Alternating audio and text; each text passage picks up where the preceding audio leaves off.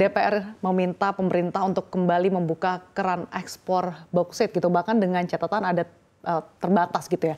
Bagaimana sih Anda memandang usulan ini? Apakah memang dinilai tepat dengan kondisi industri bauksit yang ada saat ini?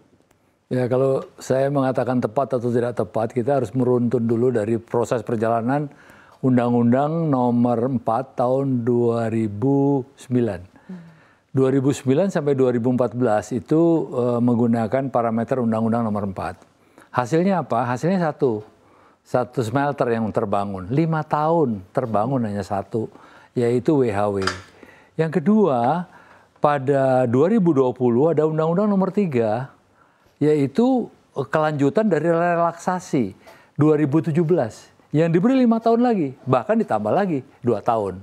Artinya apa? Memang sulit untuk bisa mengejawantakan pembangunan smelter, khususnya bauksit, itu memang tidak mudah.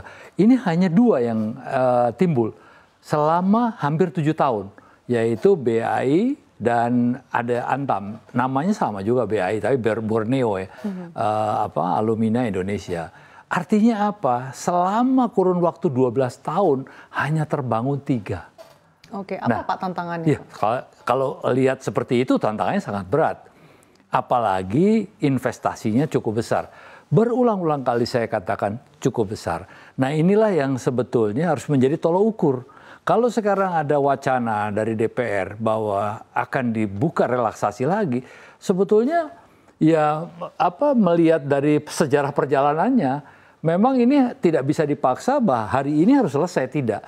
Kemungkinan besar 5 tahun ke depan mungkin akan bisa menghasilkan 1 atau 2. Karena apa? Total dari smelter itu kalau memang kita ingin mendapatkan output di atas 30 juta bauksit, itu kita memerlukan minimum kita punya 5 atau sampai 6 smelter. 5 sampai 6, tapi sejauh ini baru ada 4 ya Pak? Baru ada 3 sebetulnya. 3 bahkan? Kalau 4 itu sebetulnya kan kita bicara SGA. Yang satu tuh CGA, artinya chemical. Jadi kecil sekali lah. Kalau hitungannya output 2 juta, kita kan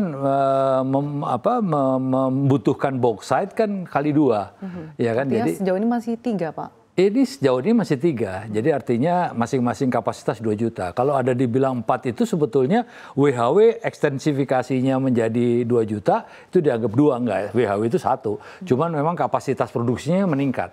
Itu kita anggap 1, BAI dan Antam. Itu 3. Oke, saya kan ke Pak Rizky. Pak Rizky, kalau dari kacamata Anda, seperti apa sih Anda melihat usulan kebijakan ini, Pak Rizky, silakan. Ya, ini pun sudah sempat kami sampaikan ya dalam berbagai kesempatan bahwa untuk penerapan pembatasan larangan ekspor ini kita nggak bisa pemerintah menerapkan one size fits all. Jadi kalau nikel bisa kok bauksit nggak bisa. Nah, ini kan perbedaannya apa? Tadi mungkin Pak Ronald sudah sampaikan bahwa investasi untuk pembangunan satu alumina refinery plant itu tidak semurah dengan pembangunan satu smelter nikel. Ya kan? Bahkan kita dengan ada beberapa kajian ya, mungkin Pak Ronald nanti bisa sampaikan juga, untuk bisa menghasilkan 1 juta ton alumina itu kan membutuhkan biaya kurang lebih $1 billion. Ini kan sangat besar. Belum lagi nanti kita bicara keterbatasan energinya. Kan sekarang untuk membangun juga nggak boleh pakai PLTU, ya kan? Nah, ini kan kita juga harus melihat semua itu case by case. Ya. Nah, kalau kami memandang Kadin, terus terang ini saya punya kepentingan kenapa? Karena saya sebagai PJS Ketua Umum Kadin Kalimantan Barat, yang berimbas pada anggota kami di Kalimantan Barat. Bukan hanya para pelaku usaha pertambangan bauksit ini yang mayoritas di Kalimantan Barat, tapi ekosistemnya sudah terbangun di sana. Bicara bisnis logistiknya, bicara bisnis F&B-nya gitu ya, untuk supply catering dan sebagainya, belum lagi lapangan pekerjaan. Ini kan terimbas dengan kemarin Juni 2023 sudah tidak boleh dilakukan ekspor barang mineral mentah kan. Nah, akhirnya banyak juga lapangan pekerjaan juga kena itu kan di Kalimantan Barat. Jadi menurut saya kalau memang ini menjadi suatu langkah yang akan dilakukan pemerintah, ya kami akan dukung. Sebatas itu aja. Relaksasi ekspor dikatakan bukan menjadi satu-satunya solusi di tengah biaya untuk smelter bauksit yang cukup mahal. Lalu apa Pak solusi lain yang bisa ditawarkan? Banyak Mbak. Sebetulnya ini goodwill pemerintah ya. Kalau memerintahkan pengusaha untuk membangun itu semua pengusaha siap. Mana ada sih pengusaha Indonesia merah putih yang tidak siap dengan hilirisasi. Tapi proses hilirisasi ini kan perlu panjang. Kalau memang kita tidak ada penyertaan modal pemerintah. Modalnya pure swasta. Bayangkan saja, Himbara saja tidak mau membiayai ini. Himpunan bank-bank pemerintah tidak siap untuk membiayai ini. Padahal sindikasi bank yang kita perlukan cukup besar untuk menambah equity kita. Ini artinya apa? Kita kan harus mencari full dari investor. Nah, investor sekarang ini nggak sebaik-baik dulu lah gitu. Tidak baik-baik amat lah gitu. Apalagi seperti tadi Pak Anu mengatakan ya, itu adalah 1,2 miliar dolar. Ini bukan sedikit. Kalau katakanlah 17% atau 20% equity-nya berapa gitu yang harus ditangguh. Nah, kalau tadi dikatakan apa sih solusinya? Banyak. Kita harus tahu dulu, kita harus merancang bangun roadmap-nya dulu. Jangan disamakan bahwa ini sama dengan nikel, tidak. Nah, inilah yang perlu kita duduk bersama. Satu diantaranya tentang HPM, ya kan? HPM ini penting untuk harga mineral ya, patokan harga mineral. Kenapa? Karena sekarang yang ada smelter tidak mau menerima HPM itu gitu, sehingga apa? Para penambang ini sangat-sangat dirugikan karena nggak dijual salah gitu.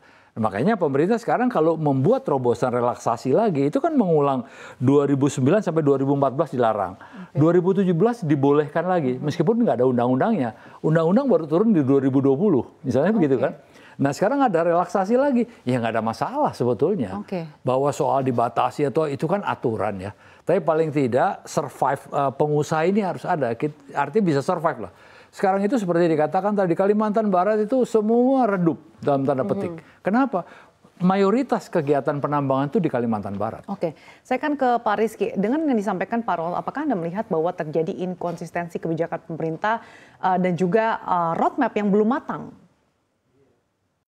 Ya memang ini kan perlu kita sadari bersama ya bahwa konteks bicara roadmap ini kan masing-masing kementerian ini mempunyai versi masing-masing kan. Ya makanya jadi ini pun perlu kita elaborate lebih lanjut lagi. Akan tetapi balik lagi nih, kalau kita melihat pada faktor produksi tahun 2022 sampai 27,2 juta ton. Nah, begitu dilakukan pembatasan ekspor, ada kurang lebih sekitar 14 juta ton yang tidak bisa terserap. Ini kan kita harapannya Borneo Aluminium Indonesia tahun ini bisa on stream ya, bisa mulai beroperasi. Itu bisa menyerap kurang lebih sekitar 3 juta ton. Tapi masih tetap ada 10 juta ton juga kapasitas yang nggak bisa keserap. Jadi kalau kita hitung-hitung kurang lebih ada sekitar 500 juta dolar itu faktor ekonomi yang nggak bisa keserap sama sekali. Nah jadi menurut saya memang lebih baik kita duduk lagi bersama ya pemerintah dengan Kadin, karena Kadin ini kan mitra strategis pemerintah ya. Kami siap lah untuk duduk bicara dengan pemerintah bagaimana kita menyusun roadmap yang sama-sama jelas. Nanti kita libatkan juga asosiasi, ya kan? Karena asosiasi ini yang berhadapan langsung dengan para pelaku usaha. Ya, jadi menurut saya ini yang perlu kita ya bicara konsisten tidak konsisten. Menurut saya kalau memang itu terbaik untuk bangsa dan negara, kenapa tidak gitu kan?